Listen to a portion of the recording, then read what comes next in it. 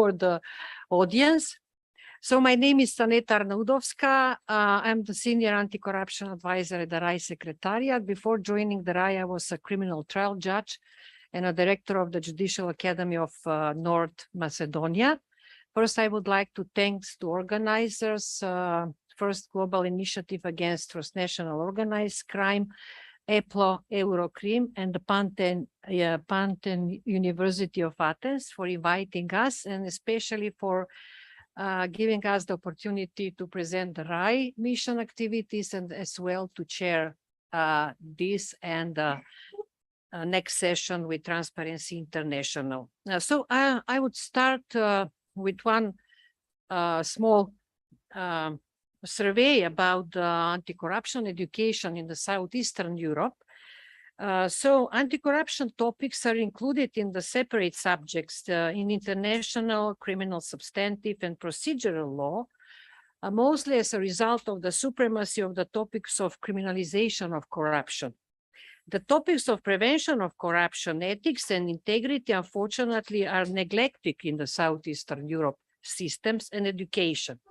For example, there is one survey conducted by UNODC Education for Justice Source, and it states that universities in North America have the largest concentration of integrity and ethics courses, followed by Western Europe, Latin America, East Asia, Middle Eastern states, in particular Gulf states and Africa. The number of integrity and ethics courses using high-level and innovative teaching methodologies are small. Hopefully, there will be change in such approach, and the Southeastern Europe will strive to develop the new wave of education, which I propose is not to develop only the knowledge, but as well as to build values, skills, and attitudes necessary to shape the students' civic stance against corruption and to spread these norms in life, their career, and society.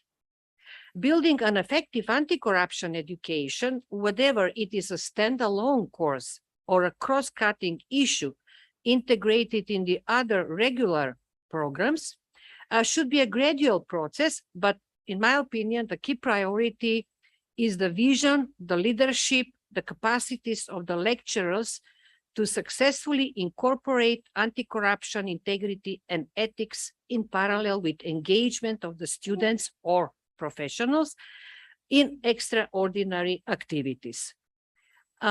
International Anti-Corruption Academies, Anti-Corruption Master Studies, is the first global postgraduate degree program in anti-corruption and compliance.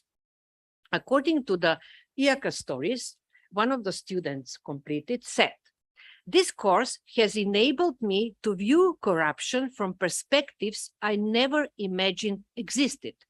Apart from being exposed to the lectures by the best academics and experts from the field, cross-cultural interaction with fellow students on the master program from 18 nationalities is so enriching and profound, both professionally and personally."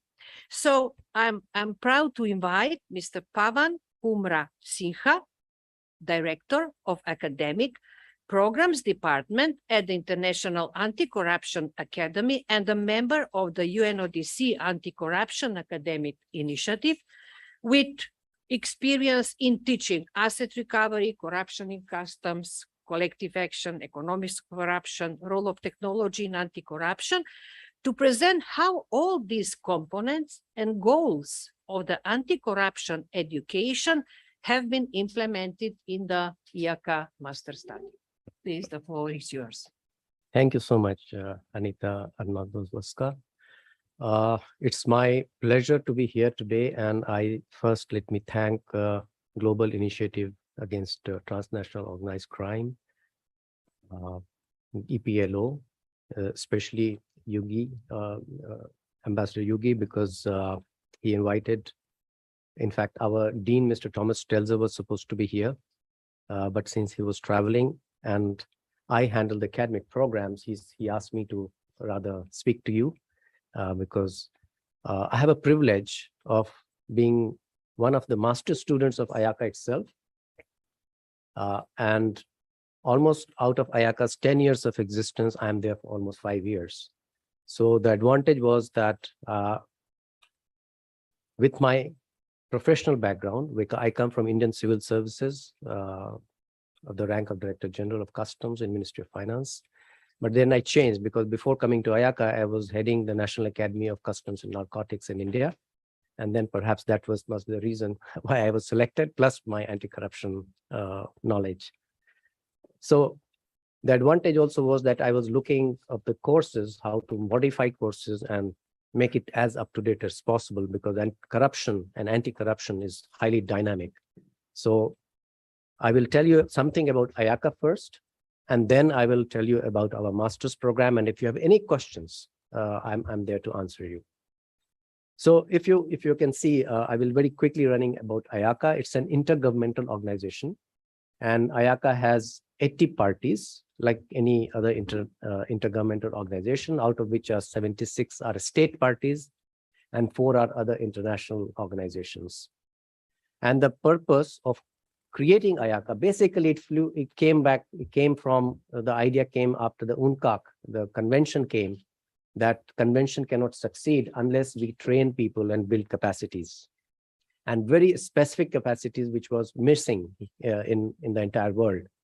There are courses in many universities, as is mentioned in North America and American universities, and in the continent, there are large number of universities which is offering such courses on integrity and ethics, but very specified courses on anti-corruption, which is of master's level, was not available. So we wanted to train the professionals, number one, because our average age of our so-called students is 37 years. So you can imagine that we don't have fresh bachelor's degree students, but it's still open for them now, if they are of good credentials, they have a good credentials. So even those who are from just finished their bachelor's degree can also join, provided they are able to, and we'll provide special mentoring for that. But normally they are professionals coming from civil society, anti-corruption enforcement agencies, from different other enforcement agencies, police. So all people who are coming from different continents. So generally, if we have a class of 20 or 15, depends, 80 to 90% students are coming from different countries. As it was just mentioned, out of 20, the students are from 18 countries. So you can imagine kind of diversity which we have in the program. IACA also provides research. It also provides technical assistance. And this is the best place to collaborate and network. Because it is not just the students, but the whole teaching faculty is also coming from different parts of the world. So this is just, I will run through. These are 80 parties, which you can see all in blue, which is IACA parties, but there are a large number of countries, major countries, which are still, to join IACA's membership. IACA's degree programs are recognized by Republic of Austria within the Bologna process, which means all countries which are part of Bologna process, the degree is recognized. But the students who are coming even out of Bologna process, there is a special recognition process in which we, in collaboration with the respective embassies, we get the degree certified by the Ministry of Education, Austria. So as I just was mentioning, there are 4 why this program is very specific, and I can figure out there are 4 basic features of our master's program and other training programs. One is it is truly international. As I mentioned, students coming from different continents, different countries, lecturers coming from all parts of the world. Name the top people who are teaching anti-corruption in different parts of the world are somehow linked to IACA. Second, our courses are totally multidisciplinary. And this was a finding, I think it was realized that most of the training courses were focused on law. And the only legal approach to anti-corruption was actually not successful. I'm not undermining the necessity of legal education in anti-corruption, because that is the bedrock. You have to have a legal system, understanding of legal provisions, law, need for policy in legal areas. But what is necessary is to look at corruption, it is very complex phenomenon to look from all angles. So we teach political science, political economy, economics of corruption. We have sociology and criminology together. We are bringing technology in the context. So we are bringing anti-corruption education, and I will briefly tell you about our master's program, the content. You will notice that the content is highly interdisciplinary. And our master's program also comes with master thesis. So every year, almost 30 to 40 students are writing different theses on different subjects in different parts of the world. And they are bringing totally, a lot of new research, content. I say addition to the body of knowledge in anti-corruption field. So all these research, that's why we have also a whole course throughout the module is also dedicated to how to conduct research on research methodologies, especially social science research methodologies, and little bit of inputs in the legal research. Then it is highly integrative. And I mean integrative means it's a very fine balance between the academic or the theories and practice. So our faculty members are not just coming from universities, but they are also practitioners coming from different parts of the world. So if suppose somebody has taught about the course on asset recovery, it's the theoretical concept of asset recovery, that is taking away the fruits of corruption. How an asset recovery can control corruption is a theoretical aspect, and how it is actually done from the practical aspect, for example, even mutual legal assistance or many other things in asset recovery. Just an example. So it's a fine balance between theory and practice. And sectoral, we bring both concepts together in all programs, which is private sector and public sector. And in between, of course, the civil society, the role of civil society. So it is a very well-rounded course, which has different contexts, inclusive, so that the people who go out of the program can see corruption and anti-corruption initiatives from 360 degrees, not just one single angle. So this I have already mentioned. Program is a bit flexible. I will tell you about this program in a bit, the master's program, but there are other training programs. I'd like to just inform you that the flagship program of anti-corruption of IACA is the Summer Academy. It's a 2-week program normally in-house, or we have regional summer academies, which is happening in different parts of the world. The next one coming up in November is in Malaysia, which is joined by we have a huge network of alumni. It was just mentioned, more than 4,500 alumni. So the alumni of the Asia region will be coming to Malaysia, and they will be exchanging their ideas. They will be presenting their papers. They will be learning from new experts. So this is the whole idea, how to keep people connected in a network. Then we have got some tailor-made training programs. So we are also making specific training to specific countries or organizations. If it is a training for judicial officials, then we have various specific courses for prosecutors, or for even in private sector, if there are courses required for building of the compliance program, or we have courses on building code of conduct. So we very specialized courses, which is tailor-made to any organization which is asking for a particular group of people to be trained. And then we have some self-paced online courses. They are free. If you are interested, you can go on our website and see some of the free courses which are available. You can just join and take your certificates there. And there is something called summer. Sorry for the error in the spelling. Summer school is for young people, which is 18 to 29 years old. And it is being done with the support of Government of Austria and UNODC. UNODC is bringing that E4J program, which was just mentioned earlier in the morning. And we are holding these summer schools in different parts of the world. So these are basically training programs. And then IACA has a whole research and technical assistance on different subjects. So now let me tell about our master's program. So first I have brought the latest master's program, which started in 2021. And this master program is being organized in collaboration with UNITAR, that is United Nations Institute for Training and Research. It is based in Geneva. And this is a hybrid program where one program, that is module 4 out of 6, takes place at Geneva, in Geneva, at UNITAR headquarters.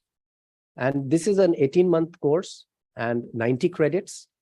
And this course has a very fine mix of diplomacy and anti-corruption. So the course name is, and if you see, Master in Anti-Corruption and Diplomacy.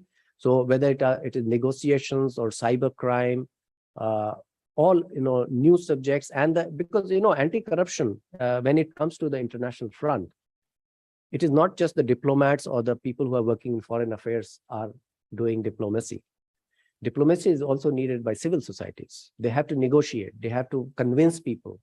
So all art of diplomacy is taught as part, I would say 40% of the course is on diplomacy and 60% is in anti-corruption. Then we have another master's program just launched, which has just started this month in November, in October, is Master in Anti-Corruption and Compliance. This is in Spanish.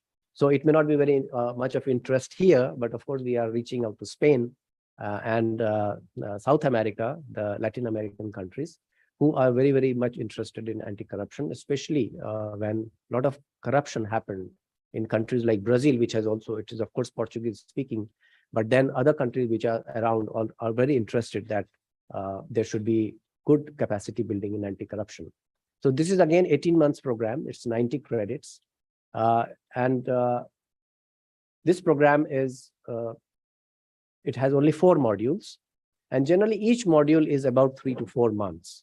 So all programs, I will tell about the structure of the program, why it is good for the professionals at the end. Then we had launched a chronological, I'm going from new to old. So we had international masters in anti-corruption, compliance, and collective action.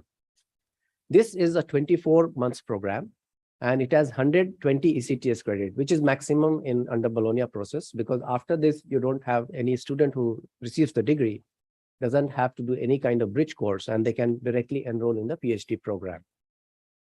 So now this program basically is valid, is good for everyone actually, NGO, civil society, academia, even the people from the public sector are joining this program. But the focus of this program is on the supply side of corruption and bribery. And why I say supply side, which means the business sector, which is supposed to also contribute to anti-corruption initiatives, which was relatively missing if we talk about 1990s, before UNCAC. The supply side of corruption was not adequately focused. So the first initiative came as a OECD Anti-Bribery Convention, 1997. And when it was realized that corruption happens not just because the people or public sector people are corrupt, but there are a lot of business sector who are actually perpetrating corruption or they are bribing. So and then in 2000, and in the new millennium, US really spearheaded through their FCPA, that is Foreign Corrupt Practices Act. A large number of countries were penalized. Now it goes to $1 billion penalty, which is including reparations or taking away the profits. So not just penalty, but including everything, which is after assessing the harm to the society. So we thought, IACA thought it proper that we should have a program where we can control corruption also by bringing anti-corruption capacity building in the business sector. So this master program is primarily business sector focused, but even enforcement agencies are sending their officials, because enforcement agency also have to understand the compliance system in the business sector. So this is again a very, very balanced program where a lot of courses are common between the second last program, which I mentioned, which is IACA's flagship first program. So it's a combination, and the students learn different aspects, the interdisciplinary courses. So this is our flagship, why I call it, because it is still most popular. And the focus is on public sector. Large number of police officials, enforcement agencies, students are from civil societies, or even, I would say, journalists, they are there in the course. This is 24 months course, 120 ECTS credits, and there are 7 modules. So IACA functions through a module structure. And if you see at the bottom corner, there are three red steps. Each module is divided into three parts. One is pre-study phase, second is the interactive phase, and third is the post-study phase. So in pre-study phase, we are basically using a platform called Moodle, and it happened not just when Corona happened, but before Corona, we had the same model, but only difference came in the middle interactive phase when Corona hit us. So pre-study phase, we give all the resources, and our resources are not the course material in a kind of course book form, but we follow what generally called the Harvard style of teaching, in the sense we provide different study material, the articles of the different authors to the students and provided by the lecturers. Students have to study it, prepare for the interactive phase. Earlier, when it was in-class phase, we were not giving too much of material because they would study, come, learn in the class, go back and do their, final, we call it post-study phase, which is a research phase where they write their major assignments. So when it became fully online courses, we have hybrid and online now. In fully online courses, we also provide large number of, 1 or 2 hours of PowerPoint presentation with voice. So students are fully prepared when they come to the live sessions, which is generally, which happens if over 4 weeks, every day, almost 90 minutes of teaching. So we don't give more than 90 minutes normally, except in certain exceptions, because what we have understood is also that the online focus of the students is very limited for anyone. So you cannot listen to and understand and comprehend more than 90 minutes. That's an outer limit. Even our PowerPoint presentations with voice, each, I would say, we convert into units. Each unit is not more than 20 minutes, because that is the human focus beyond which you cannot concentrate. And our courses are also designed in a way that if there's an online session, it is recorded and it's kept. So it is much better than in-class session, because in class, if you are sleeping or if you have not understood something, you have missed something. Here you can go back and listen to the lectures. So big advantage we realized when we actually started these online courses. So these are interactive online courses, and we have repetitive, there are quiz in between. And why we have done it, there is a very good pedagogic finding, is that normally, it's true for all trainings. Normally, the retention power of human mind is such that within 48 hours, you will forget what it's taught 50%. And within 7 days, you will forget 80%. Okay. So what we do, we call it iterative process. We ask students to read, quiz, come to the class and do the assignments. The retention power, if I can retain the retention power, even 40%, that is good enough. Second, we don't teach only the courses. We teach the methods of learning. So it is not necessary what we have taught in the class is to be retained. But once our students go out, they can learn anything very quickly, because they know how to read, how to understand, and how to reproduce anything, whether it's in the form of reports and other things. So this is a unique way of teaching. I'm not saying that other universities are not doing, but this is the way we have planned it consciously, so that there is a high retention power and high impact, because the students, which we have received certain, we always get impact stories from the students and the alumni. They are actually, they're telling us that the moment they finish, they are still in the program, they're actually implementing those in their organizations. And that is a big plus for us, because unless you apply the knowledge, there's no point in it. So this is a big plus of IACA, that then the students who are coming out, many of them, I'm not saying all, many of them are actually applying the knowledge, and they are going different parts of the world. And second, which I mentioned, that the art of teaching, which is not so much there, but now they are learning with our processes, that if they have to teach, they will be able to do it. But we also want to provide some additional tools to them by our teaching methods, and use the resources of E4J, for example, how to use it. And the whole purpose is to use it in a, what we call it, to multiply. So if I'm teaching one student, that student should teach another 20, and those 20 should teach another 20. Imagine how it will go in an exponential manner. So that is the whole purpose how we are building IACA programs. We encourage female students as well as female faculty members. I'm not saying we are very, very successful for that, but it's still the number is increasing, and at least this year the number is much better. It's almost reaching 50-50 in the class.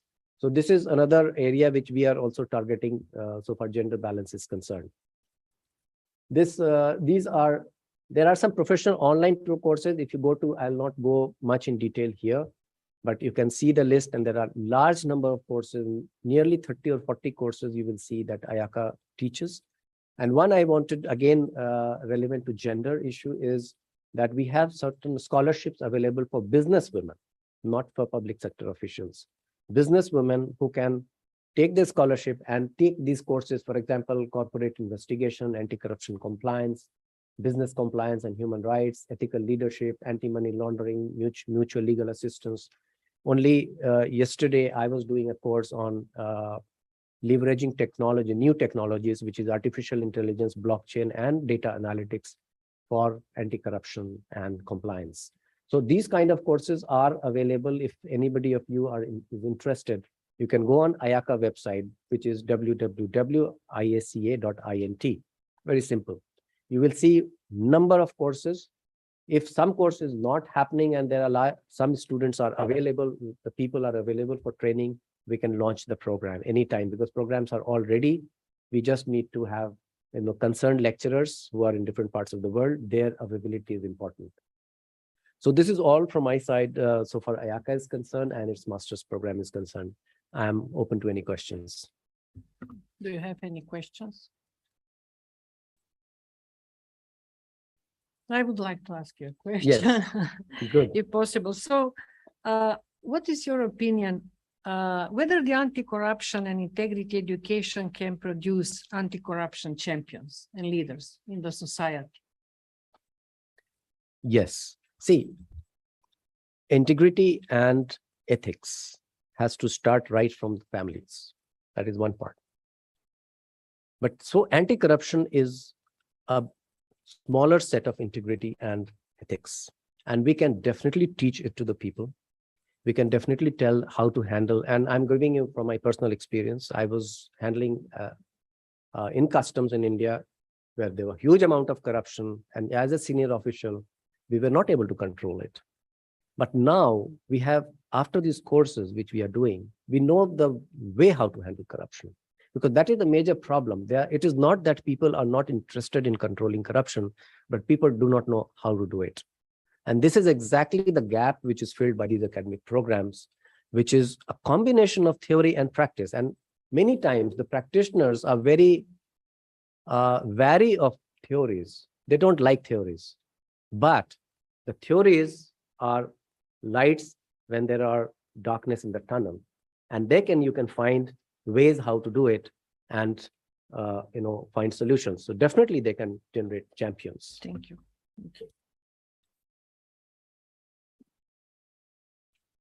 Thank you very, very much for this excellent presentation. I'm very, very grateful that you came here. My question is, how do you deal in your courses with something which I think is a big problem, and that regards professionals? If you are training law enforcement officials or public prosecutors or judges or any other professionals, you know that each profession and each organization creates its own corps professionnel and its own values, which include loyalty to the organization and therefore quite a negative view on whistleblowers. Not positive, but negative view. How do you overcome the resistance which comes naturally from the body of organization or profession in teaching anti-corruption methods, ethics, integrity, etc., etc.? It's a very, very important question. I'm glad you asked because this is one of the challenges we face. And when we start our course, we first tell people that for learning, you have to do some unlearning first. You have to go out of bias, because this is one of the areas, especially in our research. First thing in research methods we teach is you have to remove your bias. You have to be on academic stage. So moment you bring your bias, there is a wall. They will not understand things at all. And I have noticed that first module when we start, there is a resistance. But then on second module onwards, and second thing, that this international integration and people coming from different fields makes a huge difference to convince them that there is another way to look things. And as again, I give my own example. I come from the investigating agency from India. And when we were doing internal investigation within corporates, it was very difficult for me to understand how corporates investigate. Because for me, it was very easy to just take my force, pick up the documents, pick up the people, arrest them, take the statements, and build the cases. Private sector cannot do it. And there is a lot to learn, that there is something called open source investigation.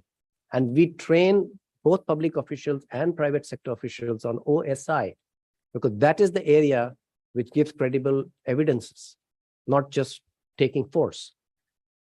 I think over a period of time, students start realizing, and by the end of the course, and when they are actually doing their research, they have to follow the academic protocols. And then I think, I don't say 100%, not possible, because country royalty also exists. And we also have what is called Chatham Hub rules, where we can freely discuss. And there are certain courses where professors tell that don't record it. And we do not record because students can be critical of their own country. So these are the few things which we are trying our best and trying to achieve the best results.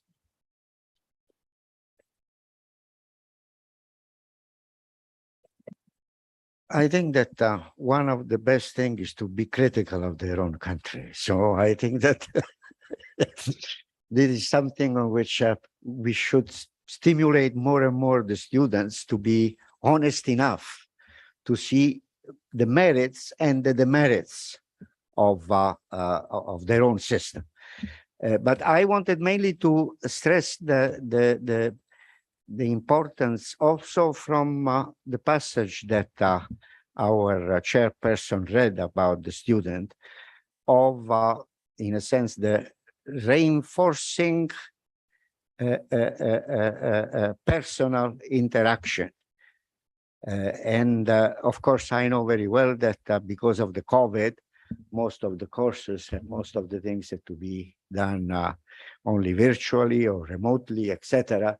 But I still continue to stress the importance of gradually trying to return to the personal attendance of the participants, because really is only through this interaction and value reinforcement, through discussion, through friendship, etc., of the students from the different nationalities that are there, that really the benefits of those courses are realized. If I'm chair may allow. So this is a major area which, when in 2020 we converted from in-class to online sessions, there was huge resistance, but it was imperative. We had to do it.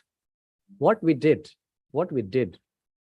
was to bring at least 1 or 2 group works in the program and keep changing the composition of the group. So what happens is, when students are sitting in different continents or different countries, they are all still interacting with each other, 2 or 3 students together. Because if I ask the student to be interactive, 20 students in a Zoom meeting, it doesn't happen. So these group work and providing a platform which is called discussion forum, the students were very, very interactive. I would not say it was as effective as meeting face-to-face. That is the best, actually, but it helped. And I do agree that private networking or private, I would say, informal consultations or meeting is much more effective, even for making a mutual legal assistance to succeed. Informal connection and network is much more important.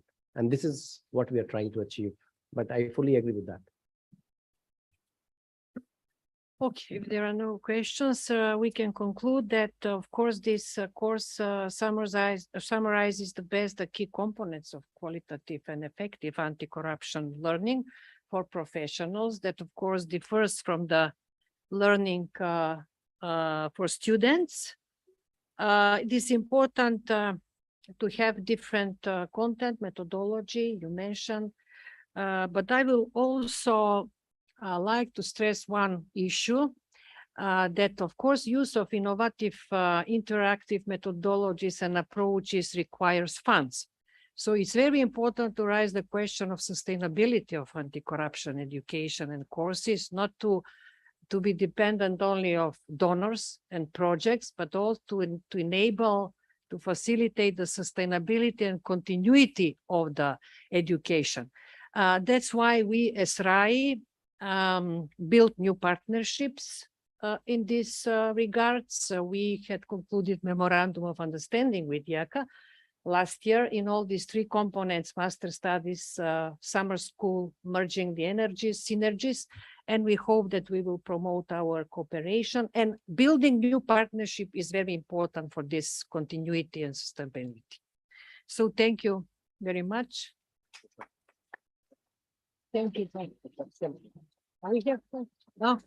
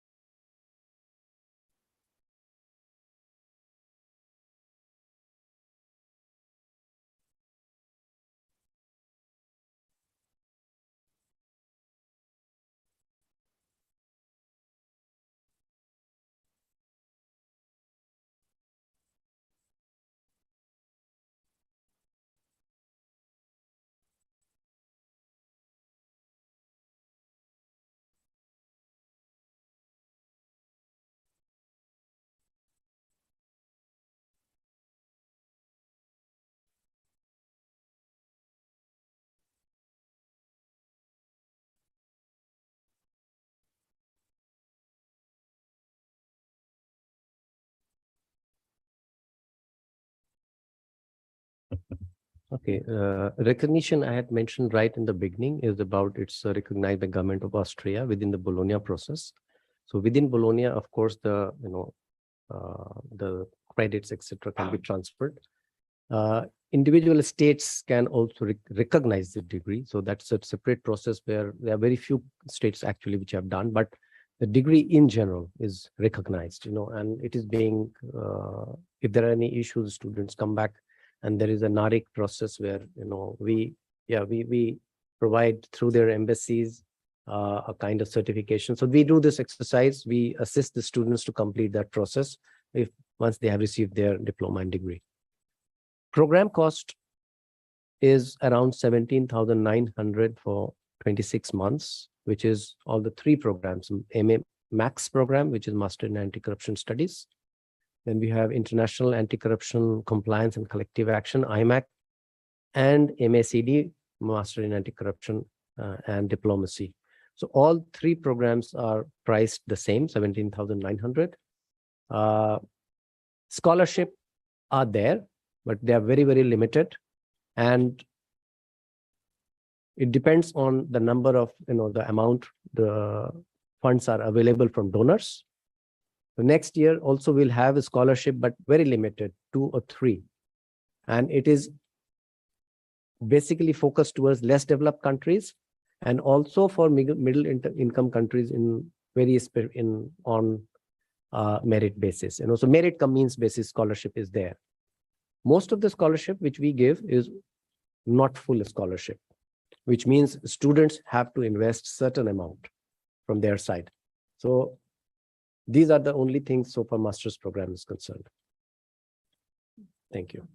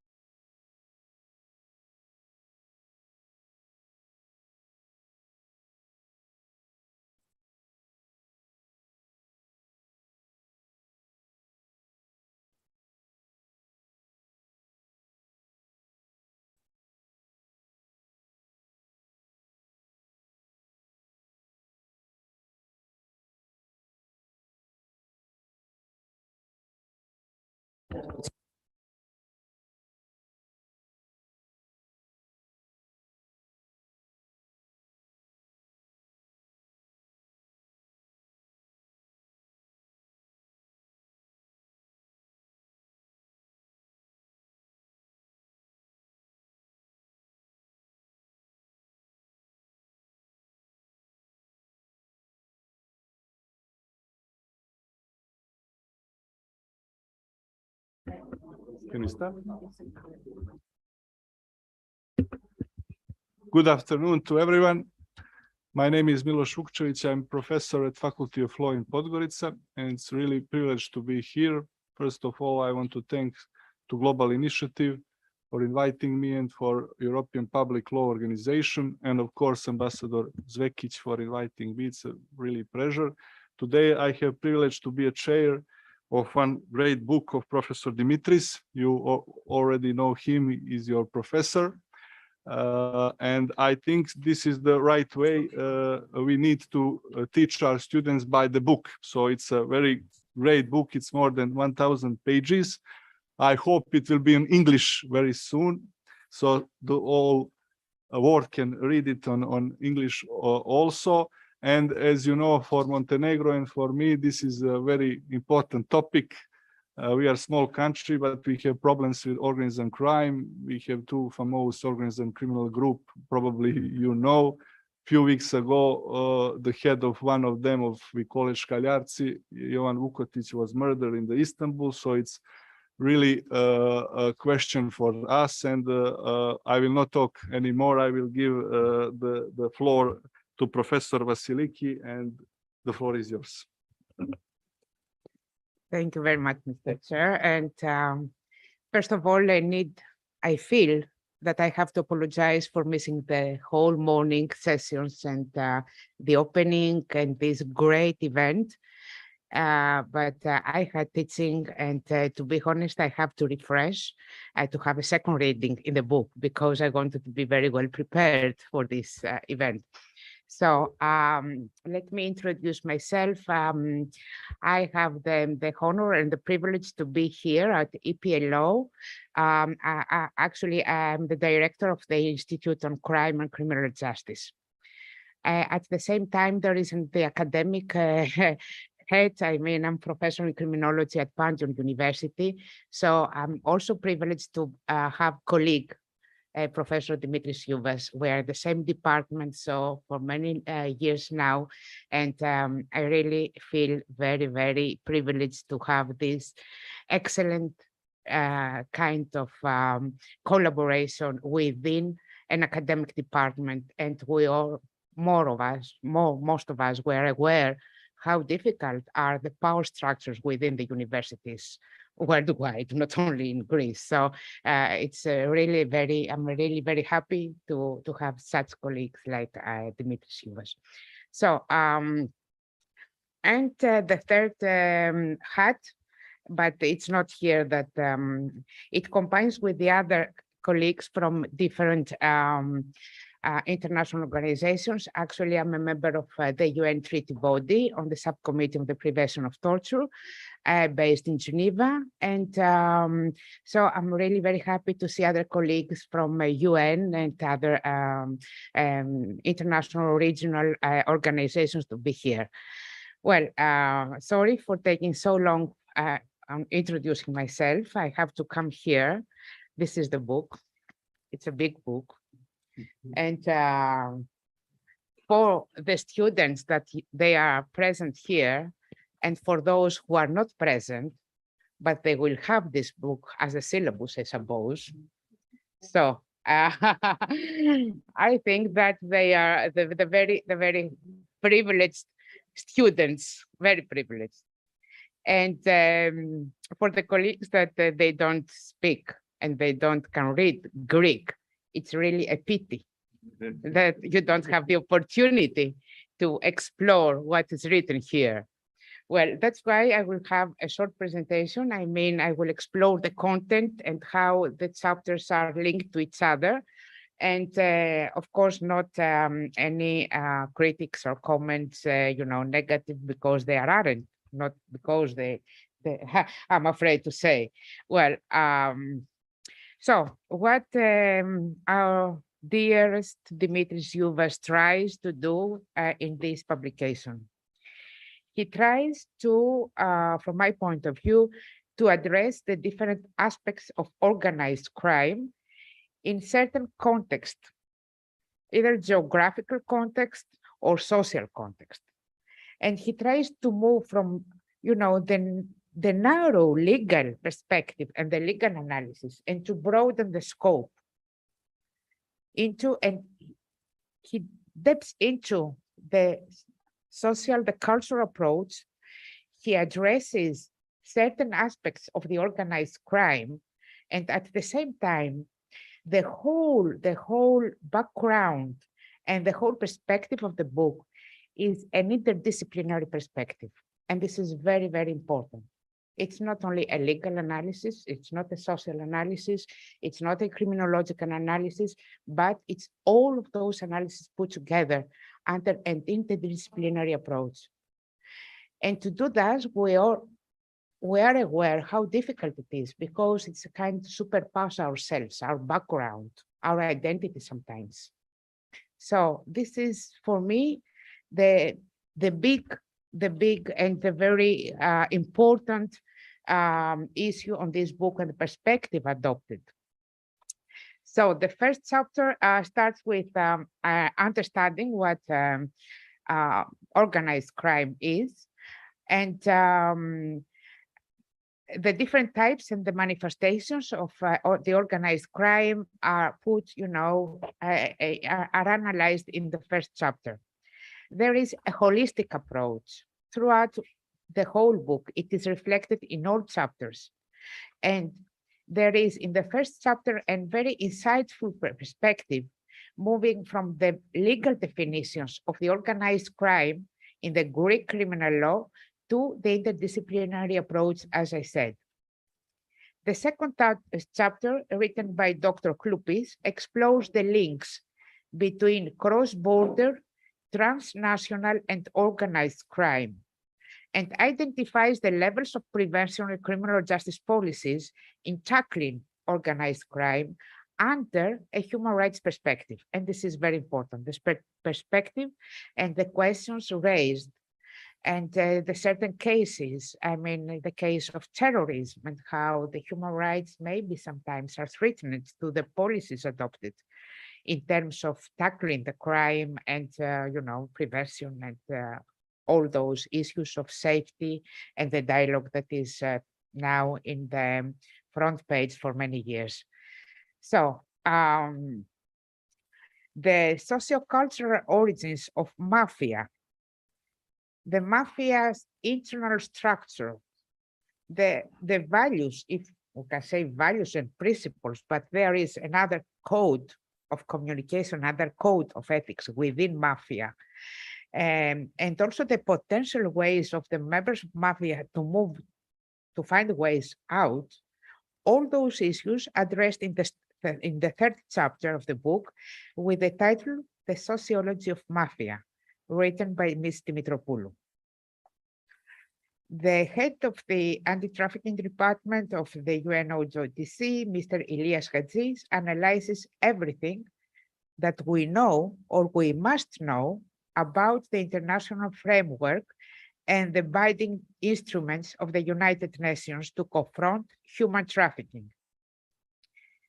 Furthermore, in this chapter on trafficking, the author refers to the theoretical challenges from adopting a broad definitions and the methodological challenges as well to collect reliable data on trafficking. And this is in the fourth chapter of the book. And continuing our reading, we found the links of the corruption and the human trafficking addressed by Ms. Nazi in the fifth chapter, where the conceptual framework of corruption and the offender's profile are included. The multiple types of cybercrime as a kind of organized crime analyzed in the sixth chapter from Dr. Gavrilakis through many case studies at the European and international level. And because the book adopts a productive structure and logic, internal coherence logic, the next chapter deals with the organized online crimes against minors, written by Ms. Triantafylopoulou. The chapter author explores the different aspects of the online abuse and provides very useful data from the records of the Greek Unit Against Online Crimes of the Greek police to justify all the risks and the crimes committed against children in the web. So after that, we move to the environmental crimes and the background of the green criminology that has been addressed in the chapter 8. And then in the chapter 9, we have a very, very insightful and thorough analysis of the penal protection of the environment in the Greek legislation by Professor Papanofittou. It is very detailed, all the kinds and the history, how we formulate the laws, if I may, and it's about, the steps of the legislation, producing legislation on the protection of the environment. And last, of course, but not least, in the last chapter of the book, it is the extremely interesting research of the United Nations Office on Drugs and Crime on measuring organized crime in the Western Balkans that is included in the last chapter of the book. So each chapter has detailed references, has another structure. I mean, the sections, the chapters, the sub-chapters. It's very, very easy to the reader to use this book. And closing my this short presentation, I think that those books are indeed a kind of legacy. Is what we left behind, we leave behind. And it's not only a legacy for the Greek literature. We have, of course, other books on organized crime. But what we have here is the interdisciplinary perspective, as I said in the very beginning. We have books on legal aspects of organized crime. We have books on the impact maybe on certain forms of organized crime, but not something that it is collective, it is inclusive, and it is interdisciplinary in terms of approaching and perspective. So, congratulations, Mr. Professor Dimitris Tsyouvas, dear colleague. Dimitris is a person that I much appreciate, not only for his academic ethos, but also for his huge scientific contribution in the field of organized crime and anti-corruption. So we're very, very privileged and lucky. This is just a very small work of his work. And but it's a publication that, for me, at least, it was obvious, expected for him. Thank you very much.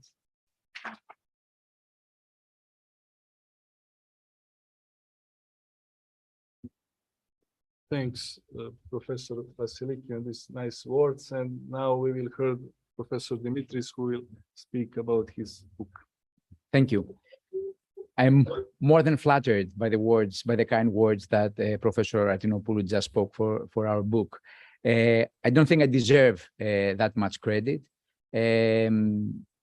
Now I know at least that there is one person in this room who really read the book.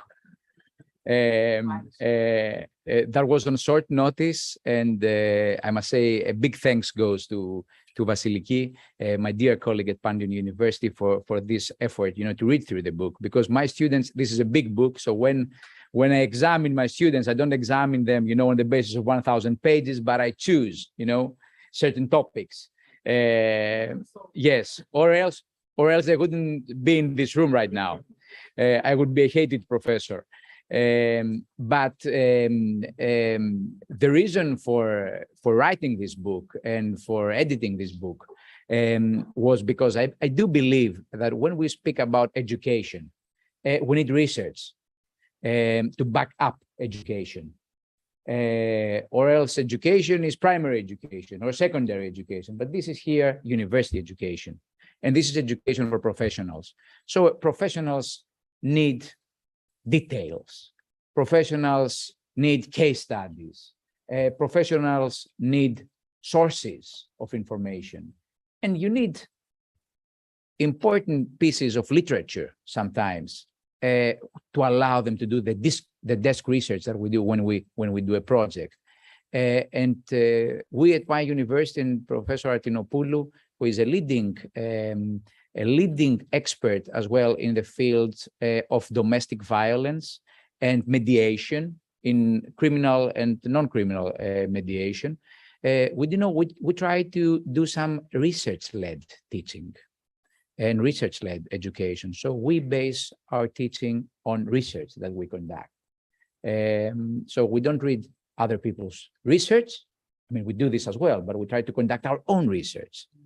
And then it is evidence-based, more evidence-based what we teach. So we have experienced what we teach in class or in whatever form of class, hybrid format or physical undergraduate or postgraduate. I don't have to say much. The book does adopt a holistic approach, an interdisciplinary approach, because I do believe this is a common criterion for effective education. People who are interested in anti-corruption and fighting organized crime, fighting cybercrime and so on, come from all possible fields and disciplines and backgrounds and professional backgrounds. So some studied law, others have studied criminology, other politics, other international relations, other sociology, and so on, other finance and business, and they work as compliance officers. So in order to address their needs, you have to combine disciplines in your research. And this must be reflected in your writings as well. So this is what this book hopes to achieve to a certain extent. This is one of my books. This was published last year. That's why we presented today on this occasion. There are other books as well, like Corruption Crimes, where Dimitri Vlasis authors one of those chapters. Another one is authored by Chrysikos, by Dimos Chrysikos of UNODC. And it's so important. I think it is a best practice because of my close ties to UNODC. I asked, there was a very important survey measuring organized crime in the Western Balkans. It dates back a few years ago. But I asked UNODC for permissions, for license to reprint it. And they said to me, you know what, Professor Siouvas, you are the first one to ask for such a license and a permission. When we are so happy that whatever, lies somewhere, on the internet and so on, is disseminated to university students and to attendees of all kinds. So it is important that this is the last chapter, which provides evidence and measures organized crime in the Western Balkans, in Southeastern Europe. So I think it is a nice way to show that we can use research. We must combine forces with other disciplines. We must bring together experts. And this is still in Greek, but it waits to be translated. It waits as a work to be extended, and possibly an English version of this may occur in the very, very near future with contributors who are in this room right now and who have extensive experience in fighting organized crime in their jurisdictions, and maybe it can be entitled Organized Crime in the Western Balkans or in Southeastern Europe and so on. So I think that this is the type of research that should accompany our educative activities, and it underlines that we are experts in their field, and that it's not just raising awareness, it's not just policy making, it is science after all. Thank you very much.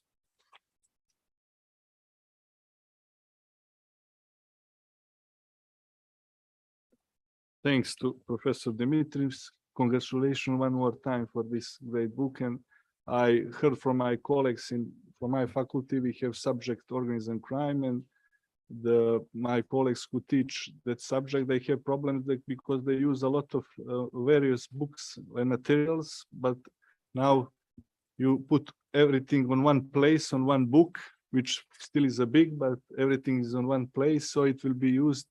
So I hope in the near future it will be translated on English. So thank you one more time.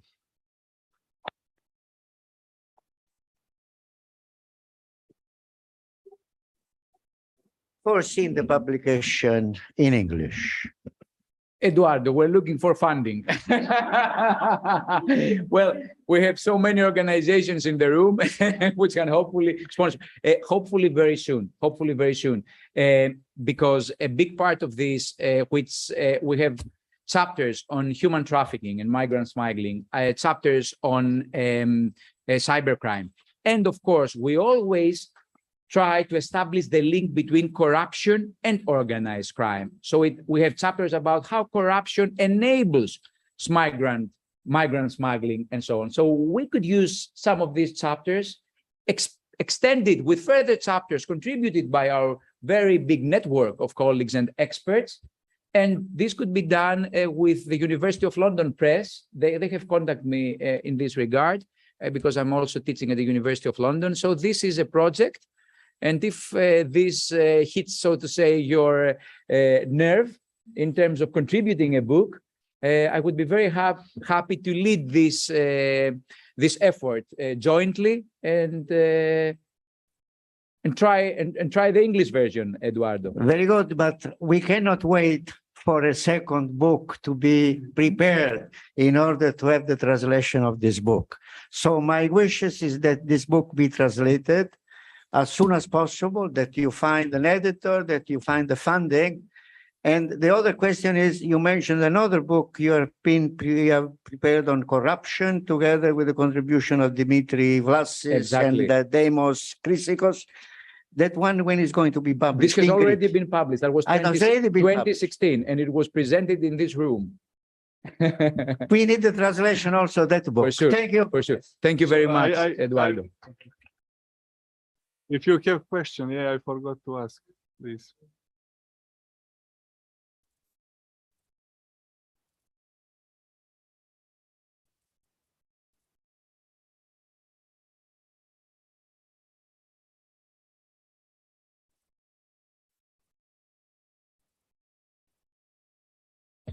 Again, I congratulations for your publication, and based on content what your colleagues professor mentioned, I had two questions, but from one I take response, especially to the corruption as a form of facility, that I would like to know, because in many events or stuff like that, committee of professor talk, sometimes they put it as a corruption as a form of organized crime. That's not you that in that you answered, but other stuff what I'm interesting to know, because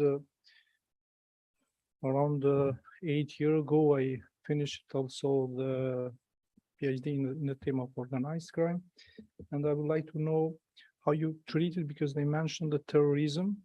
If you treated terrorism as a part of organized crime, or you mention as a kind of distinguish between organized crime and terrorism as a force.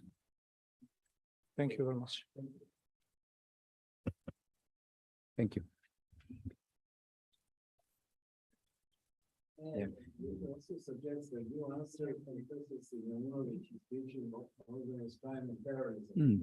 Perfect. You can also Perfect. Tap in. Yeah. Great. We have a chapter, part of which is dedicated to the links and the nexus between terrorism and organized crime. As we all know, there's a big difference. According to UNTOC, one aim of organized criminal groups is profit. So organized criminals engage in this activity in order to make money. Terrorist groups and terrorists have political aims that they serve mainly. But of course, the links are very, very close. We have seen in the case, and this is explained in our book, we have seen, for example, in the case of Al-Qaeda, in the case of ISIS, that organized crime is used to finance the activities of terrorism. In the case of ISIS, in extractive industries, petroleum, resources, millions in order to finance terrorist activity, which is actually state-driven. ISIS was a state of its own for a certain time. We've seen migrant smuggling, trafficking in women and children, ransomware, antiquities. Museums were looted by ISIS and antiquities were sold abroad in order to make money to finance terrorist activities.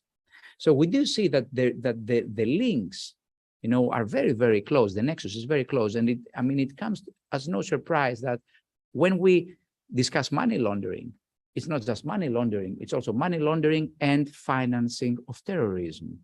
And this is part of corruption. And this is part of anti-corruption, money laundering. We have money laundering as an offense in UNTOC, and we also provide for money laundering, for fighting money laundering in the United Nations Convention Against Corruption. I think it's Article 23, if I'm not mistaken. So we must make sure that we take away the profits of organized crime and that we try to disrupt this nexus, this link between organized crime and terrorism. As regards the nexus and the link between corruption and organized crime, we must keep in mind that corruption, first of all, organized criminal groups can be organized criminal groups aiming to do corruption.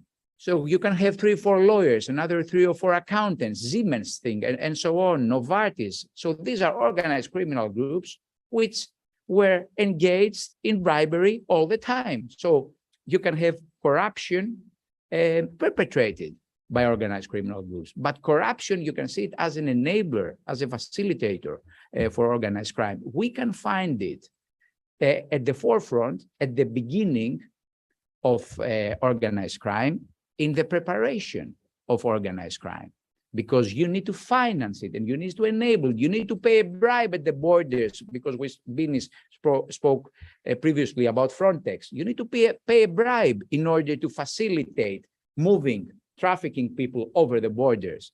And of course, you can use corruption to conceal organized crime that was perpetrated before, to conceal the profits, to obstruct justice. So there are these 3 stages where corruption, organized crime, and terrorism interact with each other. And as professionals, as scientists, and as policymakers, we must be aware of those links, and we must develop research in these fields, and we must keep in mind that this is closely linked with each other. So it's like we say in ancient Greek mythology, Hydra had many heads, like an octopus. And you have to keep in mind that once you cut one head, another one will pop up. So it reminds us of this, mythical monster of some kind. And it's important that we don't see corruption, organized crime, terrorism as trees, but we see the forest in which these trees are located, situated. Yeah.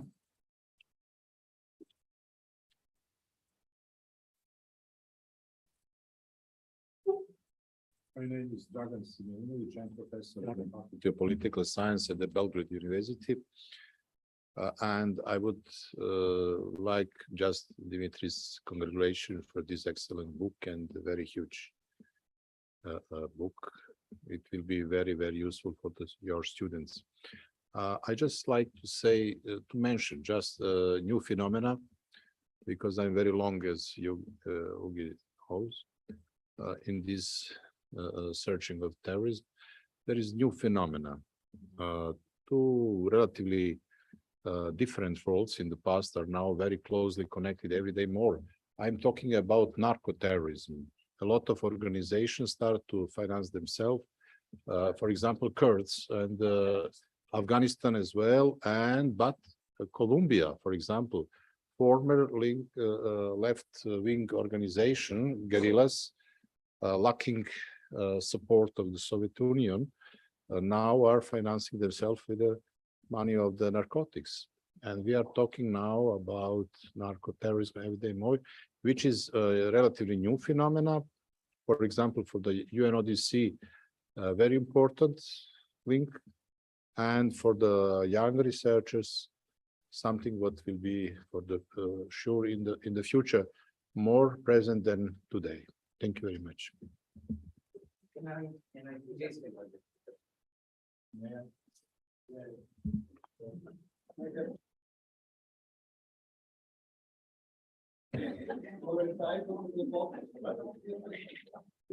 Just for the question of a little bit of history, in a sense, linked to the two conventions.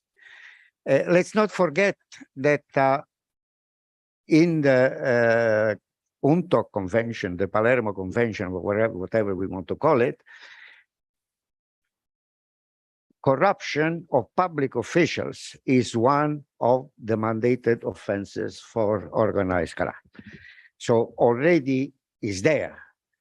Not only this, but I think that we should all remember that it was the same ad hoc committee that was negotiating the Convention Against Transnational Organized Crime that recommended to the generals, they recommended a draft resolution for the consideration of the General Assembly to establish an ad hoc committee dealing specifically with corruption, because they recognized that just to reduce corruption as an offense, as a mandated offense only for corruption of public officials was not enough, that corruption was a much broader phenomenon that had to be seen for different angles and different perspectives.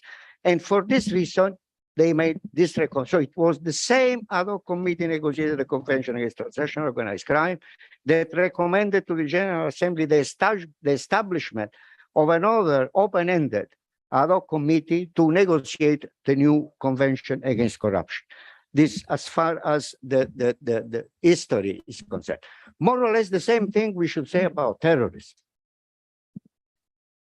Already at the conference, at the International Conference on Transnational Organized Crime in Naples, on transnational organized crime, it was evident the efforts of some countries, particularly Turkey, Spain, Egypt, and I can add some more, to have terrorists being included in the recommendations related to the Naples Declaration on Transnational Organized Crime, from which, after quite a number of years, finally there was a recommendation for a possible convention or conventions, etc., etc. It was in the language, but it started from there, a more serious discussion for the elaboration of a convention.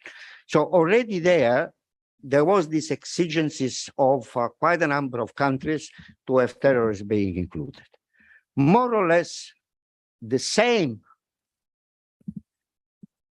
patterns of discussion was present during the negotiation of the Convention Against Transnational Organized Crime, mainly by the same countries, in which till the last minute, they tried to have terrorists be included among the mandated offenses. This was not accepted by, the consensus, the spirit of Vienna, etc., etc. Therefore, you find, however, some reference to terrorism and the need for a new major convention on terrorism, etc., by the Sixth Committee, etc., in the preambular part of the accompanying resolution of the Naples Convention. So this is to show that the discussion was very intense. It took place not only at the Naples International Conference on Transnational Organized Crime, but also at the time in which the ad hoc committee was negotiating the convention itself. A final point that I want to make, and you have put the accent. Of course, we all know that terrorism is due to political thing, why for organized crime is mainly the question of the profit, etc., etc. And however, also this issue is not completely new. It did not transpire only at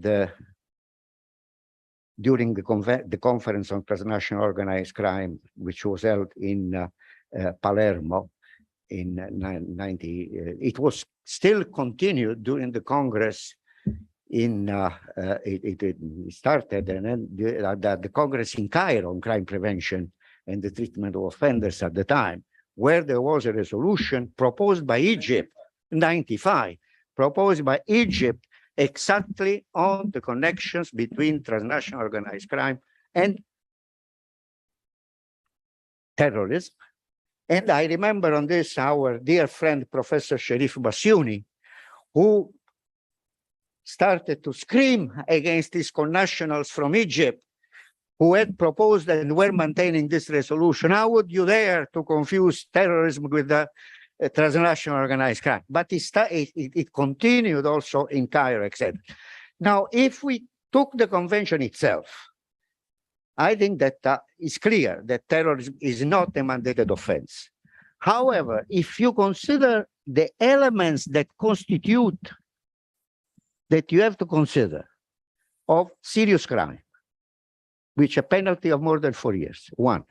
2, the question of profit.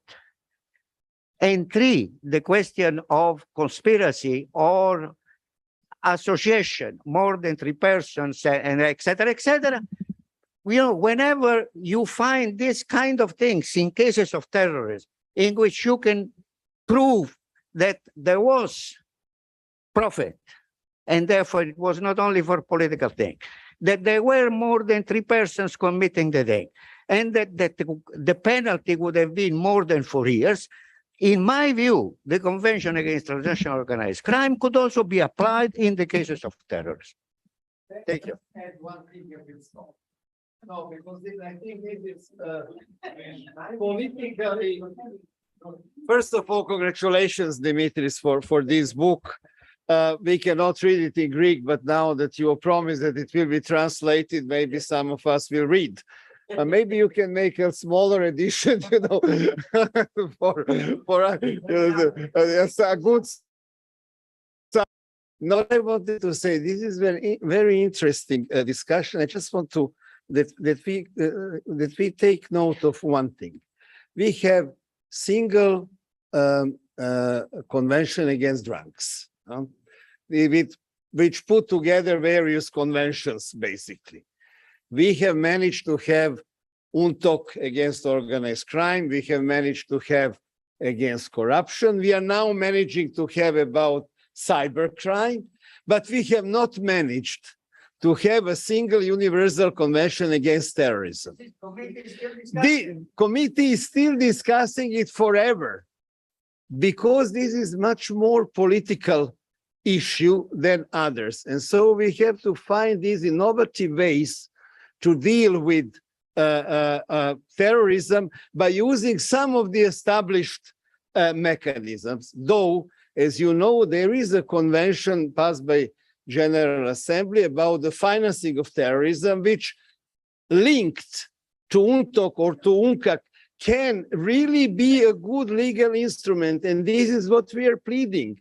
To put these things together, we cannot continue going on in fragmented way if we want to fight on a global level challenges such as terrorism, organized crime, corruption, and etc. So congratulations, Dimitris, once again.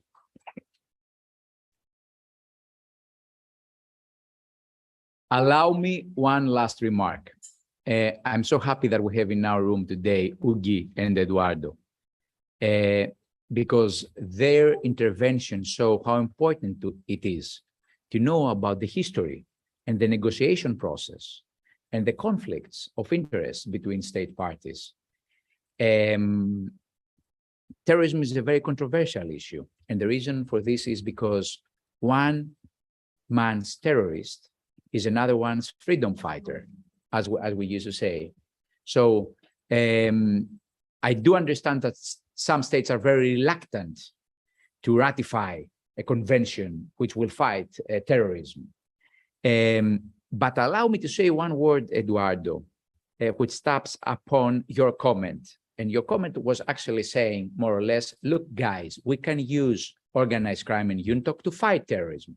Well, let's be reminded that international conventions set a minimum standard of criminalization. This means that states, when transposing international criminal law, may broaden the definition of an offense and a crime. And how do you broaden a definition of offense and a crime? By taking away elements of crimes. So when you take away, the more elements you put in, the more narrow the scope. The less elements you put in, the more broad the scope. And this is what Greece did. By taking away benefit, material benefit, which is not found in our definition in the criminal code of an organized criminal group. So there is no aim to make money. By taking away this element, we broaden the definition. So we didn't adapt the element of financial benefit. And for this reason, we recently had cases of the most famous, so to say, notorious terrorist group, 17th of November. They were active for the last 30 years until 10 years ago in Greece, after 975, more or less. And these people were convicted on the basis of organized criminal activity, mainly, to a large extent, organized criminal activity. And we also had a right radical party in Greece, which was also engaged in criminal activities. So there was manslaughter, people were killed on the streets. So right ideology party supporters killed a left party supporter. And these people were convicted on the basis of the organized criminal group offenses, and not terrorism or something else, because they didn't need to prove the element of material benefit. So this proves once more that what you just said, Eduardo, that states can use this, and the big importance of international conventions are not just the elements of crime, but most importantly, the element of international cooperation. This is what enables effective enforcement of criminal policy. So this is a huge step forward and can be used in this direction for fighting terrorism, if you ask me, Eduardo. So that these were just. I won't say what. I finish. No, I finished.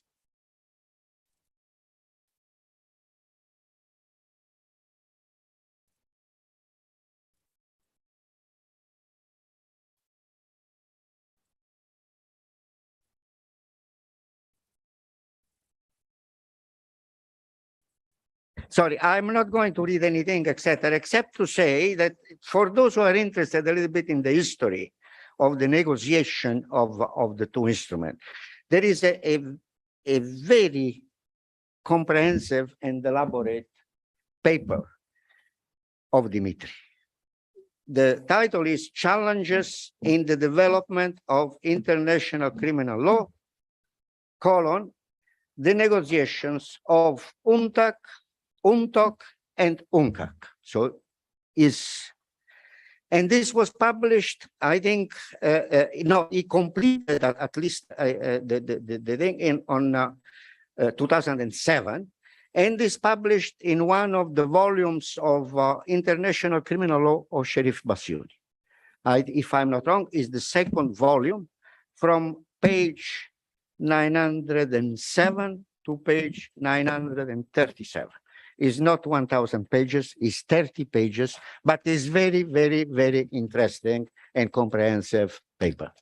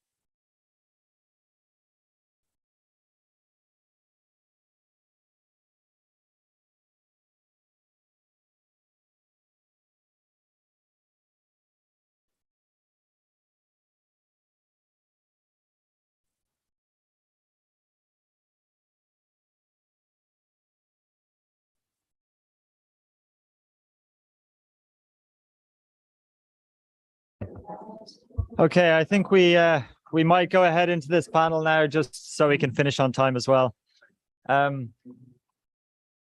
Yeah, after that slightly ad hoc discussion, very, very interesting, very worthwhile. I think we're back to scheduled events again. So it's my pleasure to introduce you all to this panel today. I think it's the last panel of the day. Guys. Thank you. Yeah, but I don't know if that's okay, well, the last full panel of the day. So this panel is looking at the legalization of cannabis and its effects on organized crime in the region. This panel is co-organized today between GI Talk. Guys, please, silence. I feel like I'm back in university teaching, telling students to be quiet. We'll get there eventually. It's nearly 4:30. So this is co-organized by GI Talk, but also the GIZ Global Partnership on Drug Policy and Development, which is represented here by Adela Lacha today. If I might just say a little bit about the background project that underpins this, that GI is running. So about a year ago, we launched a project looking at the impacts of drug policy reform and organized crime. And one of the ideas behind that is that we're actually seeing quite, quote, radical drug policy changes in recent years as envisioned by the UN conventions. So actually countries are moving ahead and legalizing cannabis in numerous locations, including in Europe. We've got Germany, the Luxembourg, probably the Czech Republic looking at it. In the Americas, we've got Uruguay, we've got Mexico, we've got the United States, we've got Canada. This is rapidly becoming a mainstream policy. And so what we view at GI is that there's all of these discussions about what the impact on organized crime would be, right? If you take a libertarian viewpoint or the legalizer viewpoint, once you legalize drugs, the problem disappears, organized crime disappears.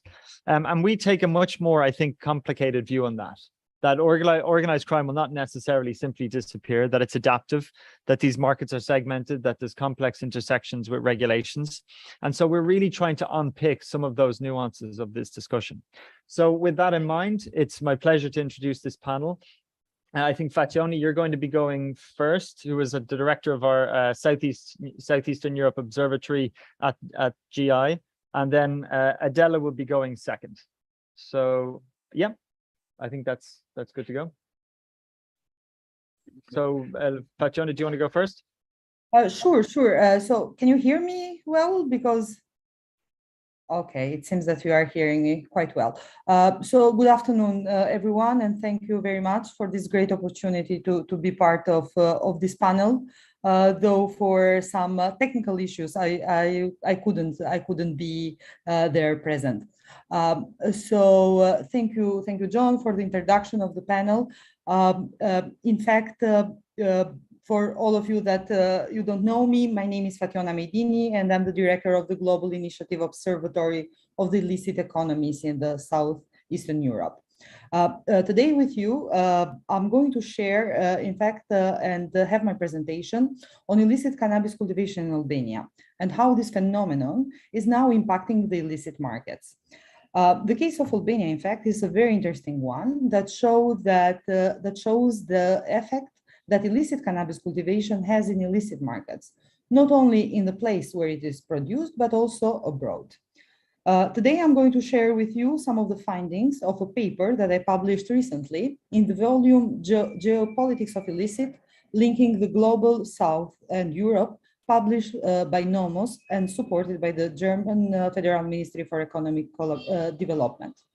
But I'm also going to add some other findings accumulated from my longer research in this topic. Now I'm going to share my screen because I have a short presentation, and then after that, or maybe this is up to moderators, I can take some questions. For all of you, I want to emphasize since the beginning that Albania, in fact, is a country that has been the most important one in Europe when it comes to the production of illicit cannabis. So the phenomenon of illicit cannabis production in the country has been started 3 decades ago with the fall of communism, and pluralism took place, and also the criminal market also expanded, and many people embraced those. For a very long time, Albanian criminal groups, they have started to specialize in the production of cannabis. And the country itself, it become one of the biggest suppliers of cannabis throughout the Europe. Of course, when you have, like, I mean, all this production of cannabis, of course, you are going to traffic it and smuggle it abroad. And in the case of Albania, this was easy because Albania is in neighborhood with Italy and Greece. So the criminal groups, they started to traffic cannabis, especially in those two countries, but not only. Albanian criminal groups, they also used what is called the so-called Balkan route to smuggle cannabis in Central Europe.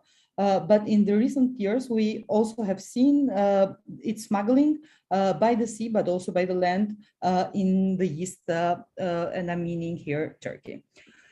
So this is kind of a map that you could see the borders of the country and what we have marked with red. In fact, there are the land borders where the cannabis was smuggled.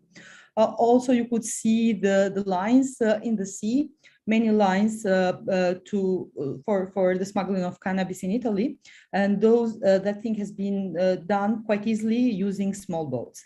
But one interesting thing that we have also noticed is the fact that criminals, they also have used the sea in order to smuggle cannabis in Turkey, though this is a more kind of like risky operation, but this has also been present and it has been a line of the trafficking. So what we have seen with the years, we have seen that the fact that Albania had this role in the production of illicit cannabis has empowered a lot local criminal networks.